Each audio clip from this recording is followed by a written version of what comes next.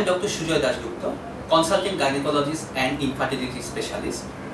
I am going to discuss if your HSG is showing one fallopian tube is okay, that is open, but another fallopian tube is blocked, what should you do?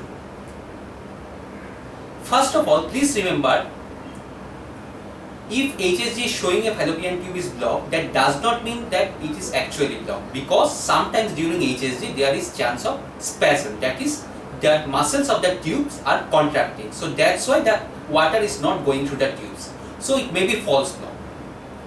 Secondly, if single fallopian tube is blocked but another fallopian tube is okay, there is no need to do anything, because one fallopian tube is enough to give you pregnancy.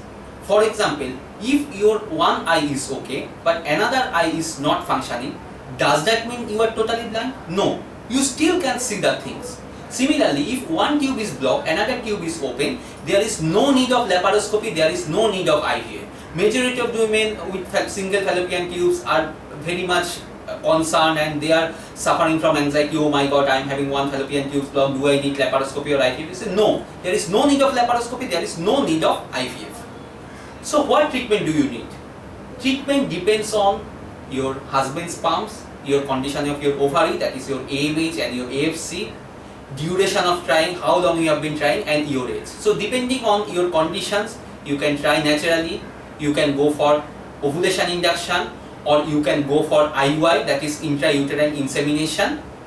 If all these fail, only you can, in that case only you can consider IVF, that is if ovulation induction and IUI fails, only then you can consider IVF.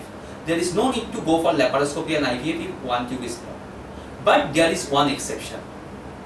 If one tube is open, another tube is blocked, but any one of these tubes are showing hydrosalpinx, that is tube is swollen and there is fluid inside the tube, in that case you have to go for laparoscopy, because that tube which is swollen and contains the fluid is doing more harm than good, because that fluid may kill the embryo.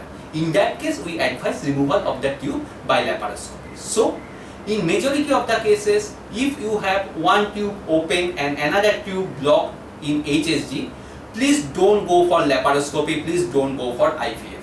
Thank you.